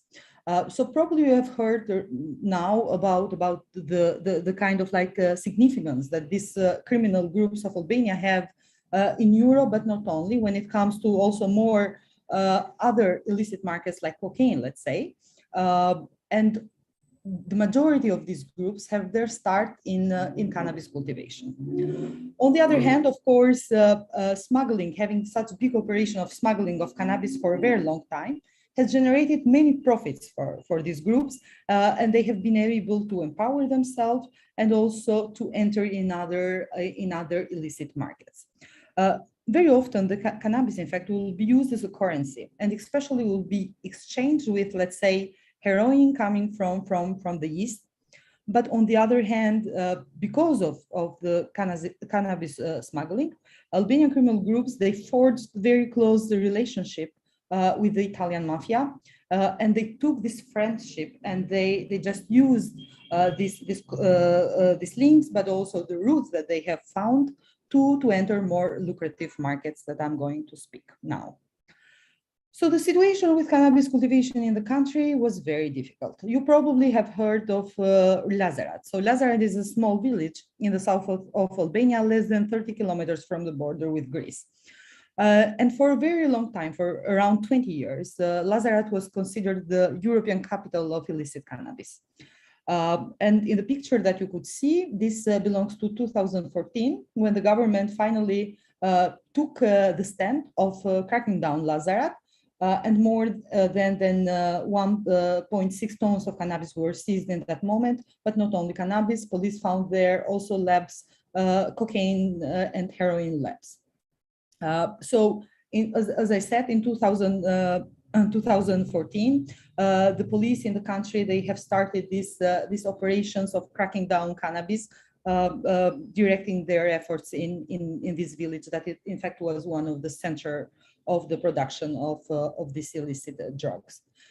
However, with the cracking down of Lazarat and some other pockets in the country that they were cultivating cannabis, the phenomenon didn't disappear. And what we saw in 2016, in fact, it was cultivation of cannabis, illicit cannabis throughout all the country, and the situation becomes very difficult. And I think in this moment, because of the great pressure, of the big pressure that the government had from not only from the local actors and factors, but also from the international ones like the EU, they started to take the issue very seriously. So in 2017, they took a lot of measures to stop the cultivation, and also implemented a 3-year national plan that kind of like revived the fight when it comes to cannabis. Today, we could say that this fight on illicit cannabis cultivation in Albania has been successful. All the data from different kind of like sources show that there is a significant reduction of cultivation of cannabis in Albania. However, what I was about to say is the fact that there's a reduction, significant reduction of cannabis cultivation in Albania, but the phenomenon didn't disappear. So in fact, what we saw, it was the phenomenon being shifted. So when cannabis cultivation became difficult in the country, what we have saw, it was a migration of illicit networks, criminal networks, that they took their know-how that they have created on illicit cultivation for a very long time, and they transferred this know-how in other countries. So what we saw, it was Albanians starting to massively cultivate indoor illicit cannabis in many countries in the EU, mainly Benelux countries, Spain and the UK. And so they, in this way, not only resisted and showed resilience, but on the other hand, they also took their operations of cultivating cannabis near the main cannabis markets. So they didn't anymore need to do all the smuggling to cross the sea or the land, but they would cultivate cannabis, let's say, in London, and they will have, like, I mean, also their market, the consumption market of cannabis.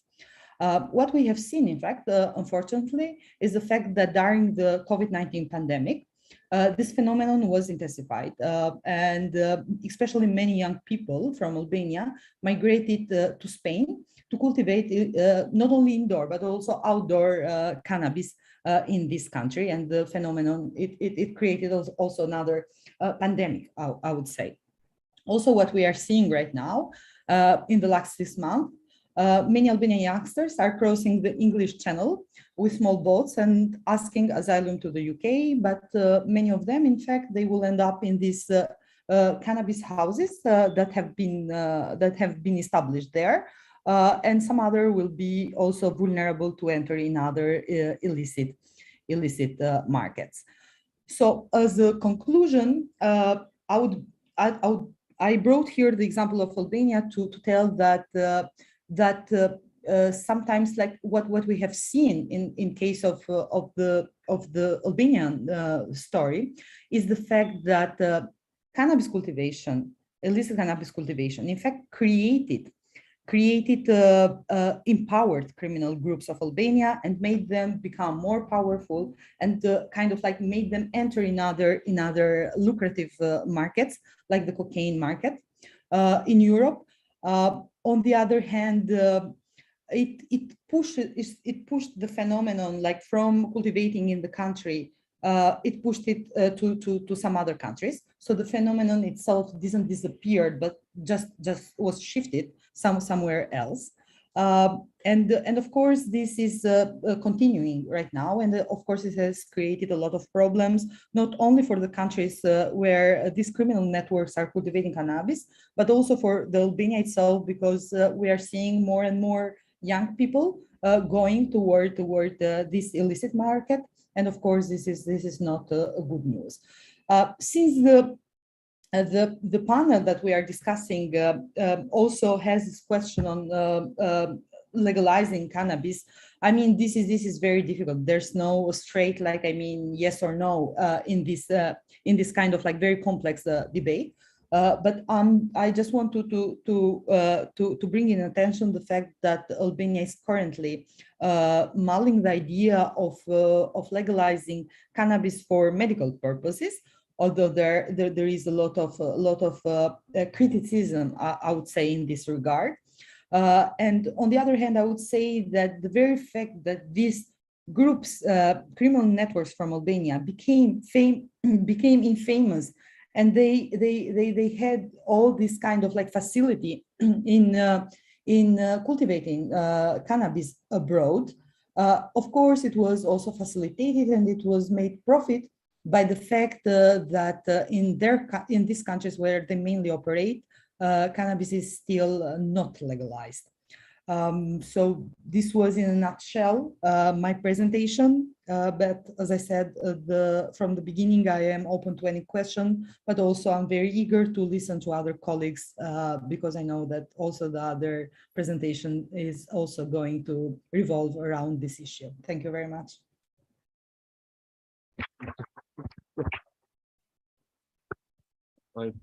Thanks, John, for taking I thought that I'm a chair, but Yeah, thank you I'm for going to taking my acknowledge. job. There seems to have been some confusion here. My understanding when I arrived today was that I was chair. It turned out when I was giving the chair No introduction that problem. I realized I was not. So I apologize.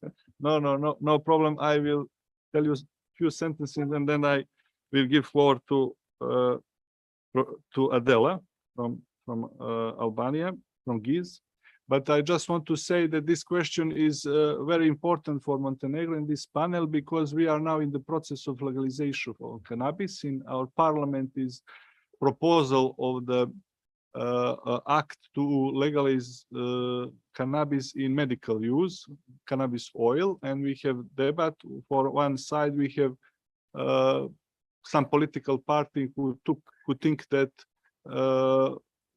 the cannabis oil can alleviate some diseases, like, for example, Parkinson's or cancer or some other diseases. On other side, there are people who are against the legalization of cannabis oil, but I think in the future we will have the law about legalization of cannabis oil only for medical purpose.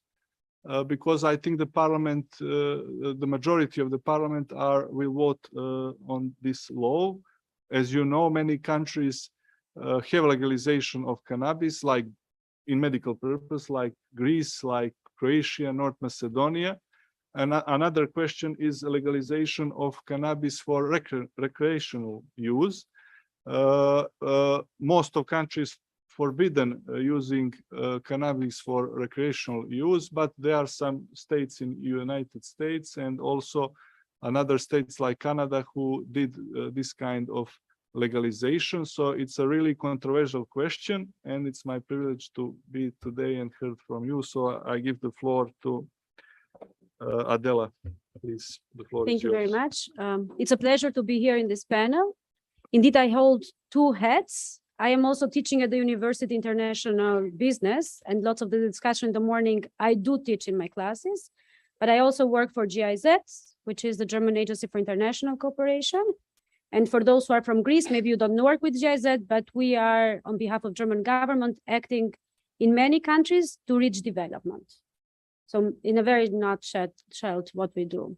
And here I am pleased today to represent my project, which is Global Partnership on Drug Policies and Development, which John briefly introduced. So what we try to do, I'll briefly go later, but I'll try to give you a snapshot of where Albania stands when it comes to drug policies, the recent discussion on medical legalization, medical cannabis, of cannabis for medical and industrial use, and then just maybe open a bit of discussion, what's next? What is the role of researchers in identifying and trying to oversee what happens if we legalize cannabis, both for medical or recreational use? And I think we cannot do much more out of this forum than set some methodological ways of how we can address these topics. So before I go, I just briefly will try to give in this picture my project. What we do, we try to give a human right and development approach to drug policies. So my team in Germany are part of all UN discussions when it comes to conventions and treaties. And taking the UN discussion, which is a meta level, we translated into national policies. So the new drug policies drafted in the countries where we are present try to translate these UN standards into national policies. And then we translate that into a human approach. And these photos are from some of the most hotspot cultivations in Albania. So behind each problem, there is a human being. And I was thinking going up these stairs might be more than 2,000 years old, some of these stones. So people 2,000 years ago were discussing the same topics, but not with the same tools. I think corruption and democracy was discussed in these same buildings 2000, more than 2000 years ago. And again, we discussed the same topics, but so something we are missing, I think, in these last 2000 years. Hope we make, but yeah, at least we try to do our best. So I'll go into my next slide, trying to give you what already Fatjona mentioned. Albania, for the first time, saw drug policies, so human beings behind drug policies in 2017. So this small village not far from the borders to Greece that Fatjona mentioned that was cultivating so much cannabis in Albania was eradicated in 2014. So only in 2017, for the first time in our legal system, we saw that maybe these people who cultivate have a reason. So, and the whole thing, what I was thinking since this morning is, why do people corrupt and why do people are corrupted? And this is our role as researchers. Why do people cultivate and why is cultivation growing? At least in this 2017 policy, we mentioned farmers as cultivators, and the policy and legal system in Albania tried to address that. And it has given great results. I'll show you a graph just as an overview. And then in 2021, so last year, for the first time, we have the organized crime strategy, which focus on preventing crime. What we tried to discuss this morning about corruption, so preventing corruption. And I'm happy to see that for the first time, one of the three pillars of a criminal strategy in Albania is focused on human beings. So what do we do to prevent crime? What are the reasons for crime? Is it economic incentive? So why don't we give economic development to the areas which bring us more criminality? Now, still, as we know, strategies for implementation are far away. We discussed it for UN documents. It's the same relevance in national documents. But at least we have a sound pillar there, which me working from the donor's point of view, but also governmental institutions and others, can fill in. So keeping that policy in mind, I would like now to bring you to the ground level. So how does drug situation in Albania look like? And already Fatjona mentioned a little bit, but as we talk here about organized crime and drugs, and I hope the colors are okay, the pandemic made me forget that colors in the screen are different from the projected colors. I tell my students what colors not to use, and I realize I'm using those, like the red.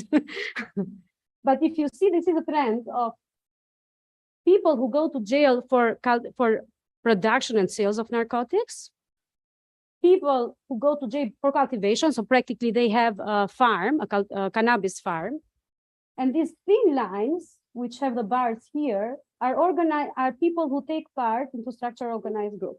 So there is not a correlation. Those who end up to jail because of cultivation and production are way more than those who end up to jail for organized crime groups, which means the whole burden of crime is with the smugglers and with the cultivator. And those who order or who tell them what to do, so the brain behind it doesn't go to jail, doesn't go to the justice system. And I think this is one of the biggest obstacles and problems in the whole discussion. Now, how that legalization will impact that, I hope we can go later. So this is part of a study I have recently done. Indeed, when I started to work for drugs, there was very little literature in Albania. And this is why I had to investigate my own things. And for that reason, I tried to do a desk research and primary research. So I had to go through 106 court cases for cannabis cultivation and check in each of these court cases who is cultivating. What is the profile of these people? So I have a huge Excel file trying to go to everything from the age to the place where they live, their incomes, are they employed or not? What is their living condition, housing condition, where do they cultivate, and everything. So it took, I was lucky it was a pandemic, so I had enough time to stay home. But on this other side, it was really, and I'm lucky that JITOC took over and published it. But out of these court cases, I would say that at least now we have a hotspot, like a map of hotspots in Albania and a profile of those who cultivate cannabis, practically with all the demographic data. So mostly are men, and those men are mostly uneducated. Again, my red, I'm sorry, like I really forgot audiences. So these are men who have very low education, so only elementary education. who are average 37 years old, who have no previous criminal records. And I think this is super important. Those who are in charge or those who get involved in cultivation are not coming from a criminal history. And this is why I think on the research is important to know why. Why do these people go into, like, why do they take a burden of going to court, risking their whole practically life and reputation to cultivate? Parallel to that, there are fewer women, at least, who end up to jail. There are investigative journalism saying that there are more women involved in the harvesting, but they don't end up to jail. So they are not part of the court case examination. Still, the profile of women and men are almost the same. Again, on these searches, and it was discussed before, criminal complexity, like how many people are involved in the cultivation. It's always more than one, or it's mostly more than one. So it's a group thing. It's when it is family members, there is always one person taking it over. So if it is cultivation within the house, the person who has the chances to go with a shorter sentence, meaning the youngest or the oldest, take over the whole burden of the crime. And in most of those cases, at least in 23%, the judge says that the economic has been the reason of cultivation. So it is clearly mentioned in the whole court case procedures that economy is the reason of cultivation. Now, this is a very, very brief summary of the whole findings. In 2016, where we had the highest seizure ever in Albania, was calculated that 2.6% of the GDP was drug economy. And I think this is already substantial, even if informal might have been even more. People who do cultivate indeed do not get much more money. It's just 2 times more than farming, which means up to 5,000 euros a year. But on the other side, drug-related crime are the first or the second crime in Albania in the last 10 years, meaning that most of the people who end up to jail are because of drug-related crime, either smuggling or cultivating. They are mostly men living in rural areas with very low income. But because I come from the development perspective, we want to know why. And the why is that these people live in very small, most of them don't have a land registered. If they have a land register, the parcel of land is so small that they cannot gain enough economic incentives. They live in rural areas with not much access to markets. So what does it have now to do with our discussion of organized crime and cultivation? So as Albania said, is trying to legalize medical cannabis. I'll give you also a small snapshot of the law, and then we see if there is any intermatch between the two categories, those who cultivate and those who are the criminals for the moment, because they are the only official criminals, and those who might be the potential licensed people. So the law on medical cannabis has 2 purposes, or at least would cover cultivation, processing, and manufacturing for medical and for industrial purpose. So the law practically will just regulate is in all other countries, control, use, circulation, and supervision. But I think this is of relevance for this forum. Who can get license? For medical cannabis purposes, can get license only companies who have already experience in one of the OECD member states, OECD, meaning either a European or an American certification, and no Albanian companies can apply to get a license. I think this, and also to have a big capital like 80,000 euros. Practically, this law will give medical cannabis license only to companies who go through scrutiny in another market. So maybe they are already certified in US or in EU, and then they can only under this condition, they can apply for a license in Albania. It's way easier when it comes to cultivation for industrial purpose. Even that this part is not so well regulated yet in the law, but here everyone can apply that fulfills some economic criteria. Now I'll keep it to that, not going too much into details. And I really would like then thoughts for discussions. Now we were discussing also with John, now this legalization, what will bring to our markets? Having limited knowledge on the languages of the region, I just did some observation in North Macedonia and Croatia. If there is a correlation between legalization of medical cannabis for medical use and crimes related to drug-related crimes, there is no correlation, at least from my observation. But this is an open call for this forum that maybe this can be investigated. So because there is a lot of data on other parts of the world, like the US and Germany, but knowing the region, we have we are very similar to each other and have a similar behavior. So I think it's a nice topic to discuss in the region, like what would be the tendency of drug-related crimes with legalization for medical use. There is no proven correlation also from EMCDDA data, but maybe we behave differently. I don't know. This is a call for cooperation. For a new book. I think a paper, not a book. That would be too much. It takes too much time. I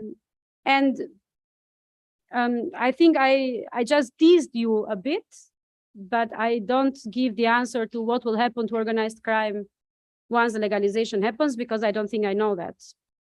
So thank you for your attention. Thanks.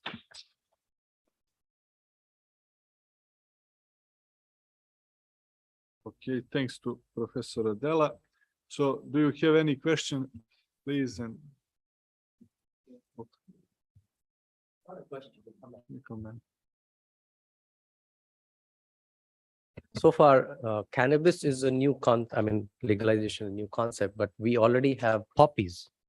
India is legally cultivating, and my department, because we are handling that, we have a whole system of legalized cultivation of poppy, which ultimately used in production of heroin. So there is already concept available.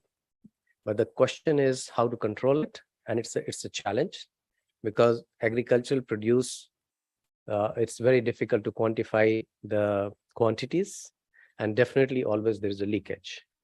So we always try to control leakage. Even our whole team go around the villages, and if there is any unauthorized cultivation, they will destroy them. So whole lot of thing is already there, and it is definitely subject to misuse. But at the same time, poppy or the heroin as such for medical reasons are necessary. All your cough syrups, many other things which are coming from there. So Narcotics and Psychotropic Substances Act, the convention already covers these parts. Definitely, I think you have to follow the similar kind of model if it is cannabis. So cannabis is relatively, I would say, is less, but please correct me if I'm wrong, that it's not as strong as poppy and heroin and hashish. So I thought that just mention it. Thank you. Meanwhile, yeah, on this.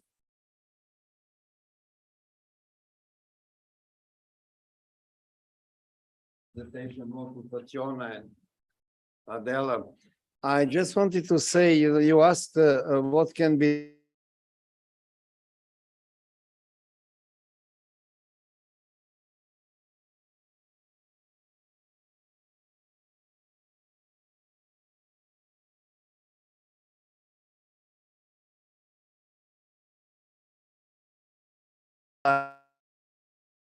the same law that was passed for the legalization of marijuana for recreational purposes established a fund for evaluation of the effects of cannabis recreational legalization.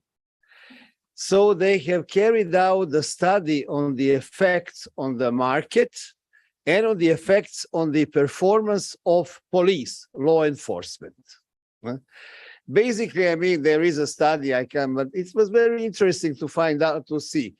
Law enforcement said that actually not much has happened because of people were already using cannabis. It was not like a big change. But second thing that has happened, yes, they now had two markets, and we know that, legal markets and black market. Black market, however, had a different patterns of behavior, if you like. When there was a very strict migration control on the borders between Mexico and United States, okay, there was less black market cannabis inside Washington state.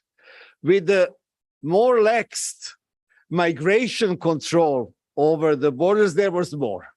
Okay, so it was entering more, basically. And then they also found out that police started questioning something that their law has not envisaged. You know that we all have for drinking, driving, right? 0.0%. We don't have it for cannabis. What if you drive after the effects of cannabis?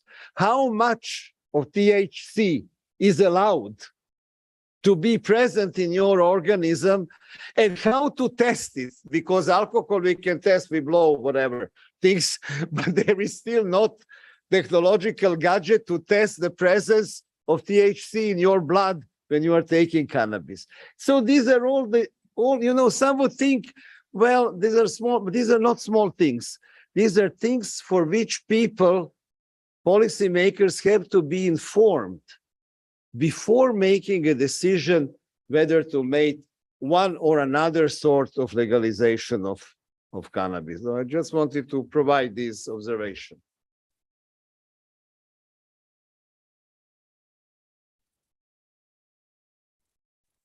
It seems that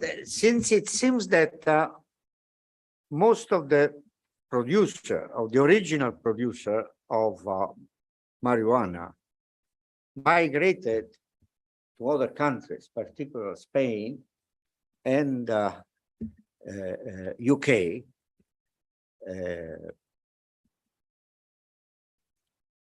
Here there has been just a transmigration a transfusion of the producers from one part to another one. So I think that probably the future effect or whatever should not be so great, because the production would still be limited and would be much more controlled for whatever reasons, in accordance with the new procedures that you show, by the state. This is my view. At the same time, however, I think that probably countries like the UK and Spain, where the new production take place, they should probably look more intensively at what the effects will be there, rather than in Albania itself. Thank you very much. Maybe I just add a bit or reflect upon all what we were discussing. Indeed, the approach of my project is again human beings. So still, I'm coming just back from one of the hotspots of Albania, and there are people there. That's the only thing they know what to do, to cultivate. And no matter what we do with laws, they will still continue cultivating, because that's again the only thing that they know how to do. So this is what we are trying now to do there, is to give them alternatives to cultivation, so that they do other economic, like they generate another economic income to get out of this vicious circle, I'll call it, because it's really they're stuck into there. It's still poverty, and on the other side, they really generate very few income. So it's very, very low income that generates, especially the farmers, out of the cannabis cultivation. So again, from my paper, it goes from 1,000 to 5,000 euros a year. So that they can get with 10 beehives. It's just they need to go to the beehives. So this is why I think in the whole discussions that we are talking, also we need to focus on human being. On the other side, the prevention part, no matter if it is cultivation in Albania, in Spain, or in UK, it's again cultivation. So it's just you shorten the transport routes. And this is why at least we are trying to focus on prevention measures. But also now I know that also other donors are focusing their funds no more on execution, but preventive. So development approach more than punishment approach. So once we develop areas, then they might be, so people have options, have choices. And then if you want to be a criminal or not, it's another thing. But people have choices. And I do believe research is super crucial and super important. Indeed, North Macedonia, I think in the law has foreseen research, in the medical cannabis law, has a strong part on research. I don't know how that has been implemented. Yeah.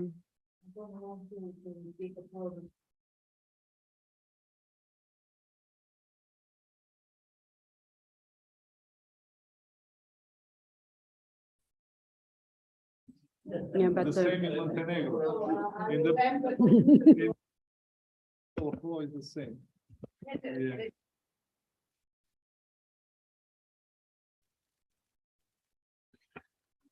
Yeah, I think in the context of what's been raised by our Indian colleague and by Yogi, I can't resist jumping a little bit on this, because we've spoken an awful lot about UNTOC today and UNCAC, but the UN Drug Convention's probably got less attention. Yeah, and as a historian of the UN Drug Conventions, I can't resist getting involved in that. I think your points are incredibly important, and I think there's a lot to what you're saying. The difference is, when we talk about regulated opium production, which goes into morphine or diamorphine or whatever it is, that's under the conventions, that's for medical and scientific usage, right? And the way the conventions are designed means that you're supposed to know how much you need internationally every year, right? That's the job of the International Narcotics Control Board. You quantify how much goes in, you quantify how much goes out, if what's missing is leakage. So when you shift to a regulated market, that's very different. Because what you're saying is that's an open-ended market. That's a recreational market. That's not medical scientific use. Some countries call it that, but let's be honest, that's recreational use. You can't set a limit on that. You in theory could, but governments wouldn't. It'd be like setting a limit on the beer market. We're only going to produce 600 million liters of alcohol. After that, people have to go to the black market to get it. We wouldn't do that. So I think the regulatory questions we face are very different.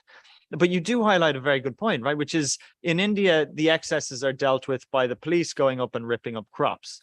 But the excesses on the global market are dealt with by Afghanistan and Myanmar, right? Which is basically ungoverned spaces where farmers grow as much as they want and dump it on the global illicit market. And it's virtually impossible to control. So those are just some thoughts, differences that come to mind. And when we say medical cannabis for, say, Albania, it is such a different thing than the idea of recreational cannabis.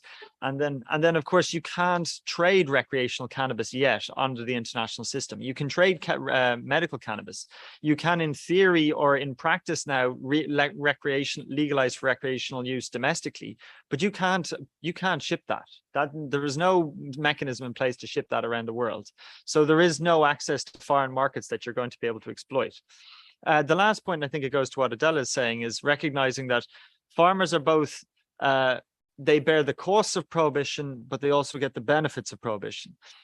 Their comparative advantage is because they operate in areas that governments have weak control, or that they're able to operate under the radar. And that's why they command a premium. As soon as you legalize these markets, it consolidates, it becomes corporate, and these people have no actual comparative advantage. So I think that's just something to keep in mind when we're talking about a human-centered, development-oriented drug policy. Legalization is unlikely to help most of these people in a lot of cases. So anyway, that was my thoughts. Okay. Thank you. Fatjona also wants to take the floor. Thank you, Milos. So yes, I just want to add something reflecting of what colleague also said, other colleagues said. So first, yeah, it's complicated when we speak about cannabis, and I think it's different from the cultivation of poppies or of coca plants, because in this case we are dealing with two issues: medical purposes of cultivation or recreational purposes, which some countries are also doing this. So when it comes to medical legalization for medical purposes, I think nobody has any kind of strong opponents to this fact, because this is already a reality in many European countries. If I'm not wrong, also Greece has cannabis for medical purposes legalized. But then we have to take in consideration how strong or weak are regulations and institutions in the countries that we are talking about. Because what can start as a medical cannabis legalization, it might it might leak in the illicit market, and it might be used for recreational purposes and for trafficking. So I can bring here, in fact, the example of North Macedonia. So North Macedonia, before legalizing cannabis for medical purposes, didn't have any big issue when it comes to trafficking of illegal cultivation of cannabis. But what happened is that some of this cannabis that it was produced by these factories legalized by the state, they started to leak cannabis in the illicit markets. And so they have created a problem. So instead of contributing to the economy, in fact, they have opened another issue that now is illicit cannabis cultivation in North Macedonia, which hasn't been the issue before. And then what we're seeing is also a whole accusation about who has the contracts, who has the right to take the license, and so on and so forth.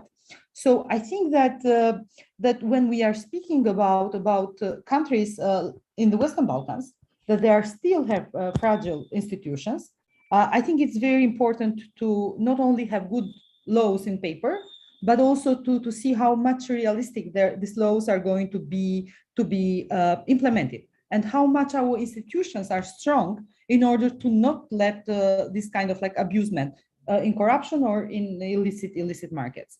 But then when we speak about other countries like UK, for example, I'm sure that they should find some solutions there, because the very fact that cannabis is so strongly regulated by the law is also created a lot of opportunity for criminals from around the world, including those from Albania, creating a very lucrative market and exploiting this kind of the fact that the demand is high, but on the other hand, recreational cannabis is not regulated. So it's really complex issue, and I think that it depends from country to country, and I think this is the best approach that you can take. Okay, thank you, Tatiana. Do anyone have a question, especially student? We didn't hear about you, so it's interesting topic. Do you have any question or comment or something like that?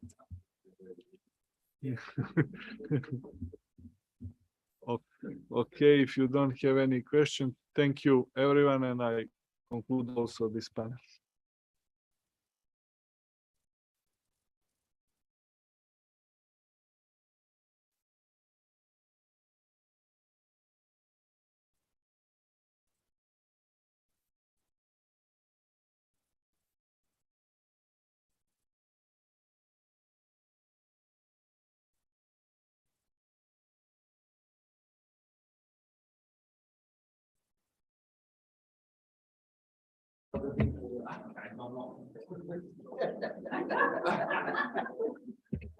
So for the participants that we invited, there's a dinner at